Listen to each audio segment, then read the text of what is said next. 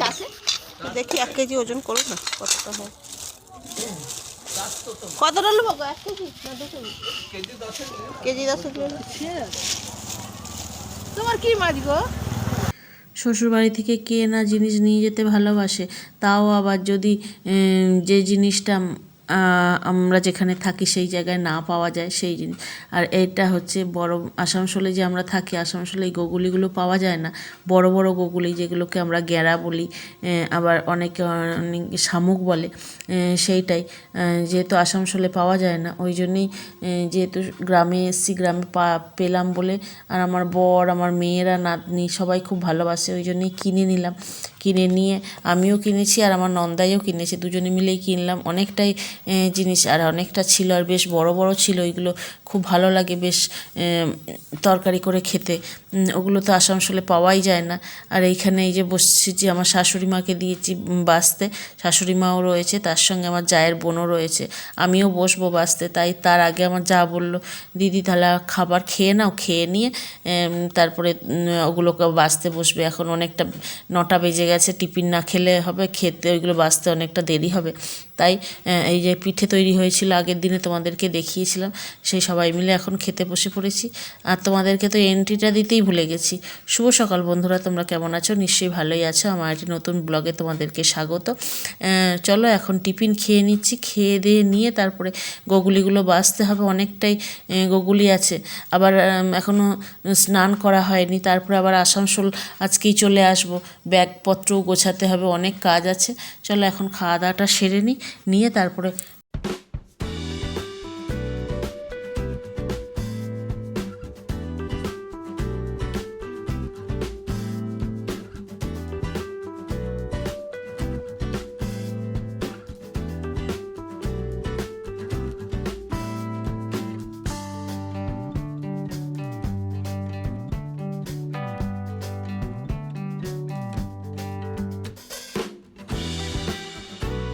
শ্বশুরমশাই যেহেতু শরীর খারাপ ওই জন্য অনেকে দেখতে এসছে, আমার ননদের শ্বশুর শাশুড়ি সব দেখতে এসছে, ওই জন্য এখানে বড় কড়াইতে করে রান্না হচ্ছে। আর আমার জায়েরাও যেহেতু আসানসোল চলে আসবো সবাই, ওই জন্য বললো যে তাহলে এক জায়গাতেই সবাই মিলে রান্না হোক, রান্না খাওয়া দাওয়া হবে, ওই জন্যই বড় কড়াইয়ে করে রান্না হচ্ছে। আর কাঠের জালে রান্না হচ্ছে, বেশ ভালোও লাগে খেতে কাঠের জালে রান্না।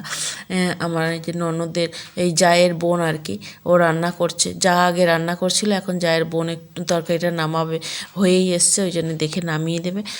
চলো এখন, আর তারপরে যেহেতু আমরা চলেও আসবো ওই জন্য তাড়াহুড়ো করেই খাওয়া দাওয়া সমস্ত সারতে হবে।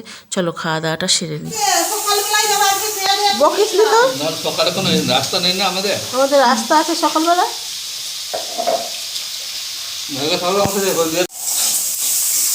শুধু দাদাও থাকো দাদু থাকো থাকো করে যাচ্ছে।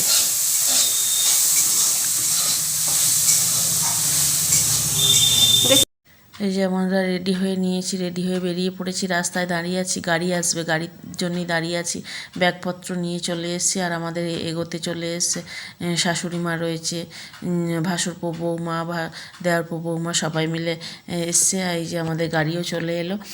আর এবারে আমরা ব্যাগপত্র নিয়ে উঠবো। আর আমাদের সঙ্গে আমার যেহেতু গাড়িটার মধ্যে খালি যাবে ওই জন্য আগে তোমাদেরকে বললাম যে আমার ননদের শাশুড়ি শ্বশুর সব এসছে, ওদের বাড়ি আমাদের যে রাস্তা দিয়ে যাব সেই রাস্তাতেই পড়বে, ওই জন্য আমাদের গাড়িতেই ওরা যাবে, ওই জন্য উঠছে। চলো এখন ওদেরকে তুলে নিয়ে তারপরে যাবে। অসুবিধা হবে বলো ব্যাগগুলোর জন্য? একটু নাম থাক, কিছু অসুবিধা হবে না। দাদু কি করবে? দাদু বসে উঠবে, দাদু ঠাকুমার কোলে বসে পড়বে।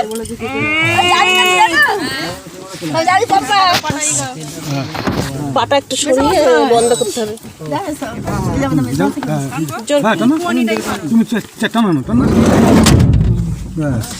এবার ঠিক বসে।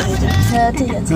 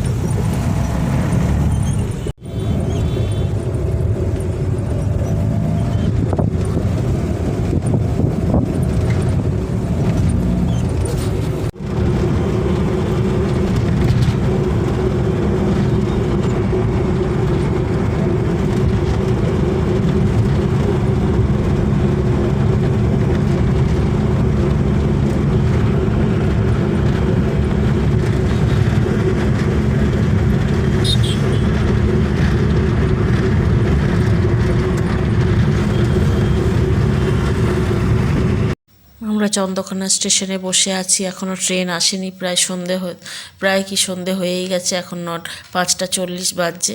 এবারে এইটা শালিমার ট্রেন, এটা হাওড়া যাবে। এই ট্রেনটা ছাড়ার পরেই আমাদের ট্রেন আসবে। এই যে এখানে এখন বসে আছি, আমার বর গেছে টিকিট কাটতে, স্টেশন অন্ধকার হয়ে গেছে দেখতেই পাচ্ছ, বসে আছি। চলো ট্রেন আসুক, এলে পরে ট্রেনে উঠবো। 20:21 বাজছে, 5:40 ট্রেন।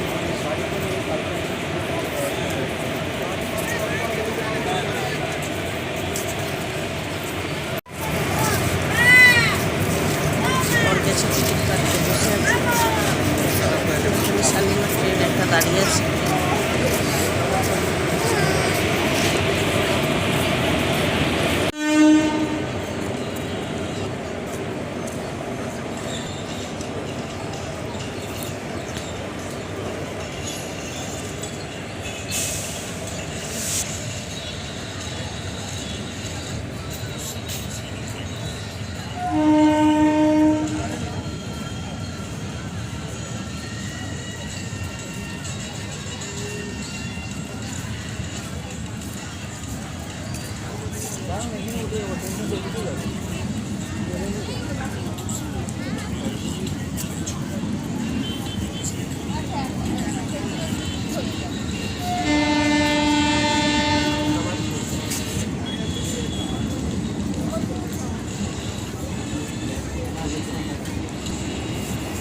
আমাদের ট্রেন এসে গেছে, আমরা উঠেও পড়েছি, অনেকক্ষণই উঠেছি, কিন্তু এত প্রচণ্ড ভিড় ছিল, আমি বসতে তো জায়গা পাইনি, তার সঙ্গে আবার ভিডিও কি করে করব।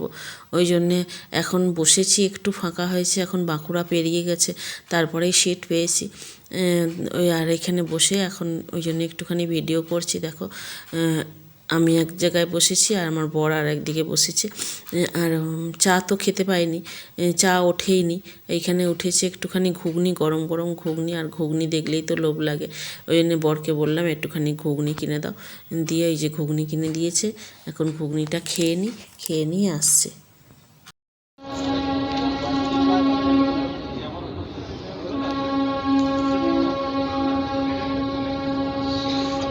গোটাই ভেঙেছে,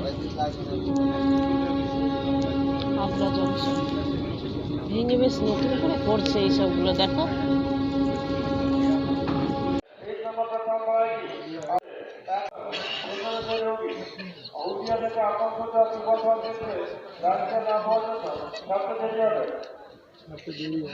ছাড়তে দেরি আসানসোল দিকে আসবে, তারপরে এটা ছাড়বে, দেরি হবে।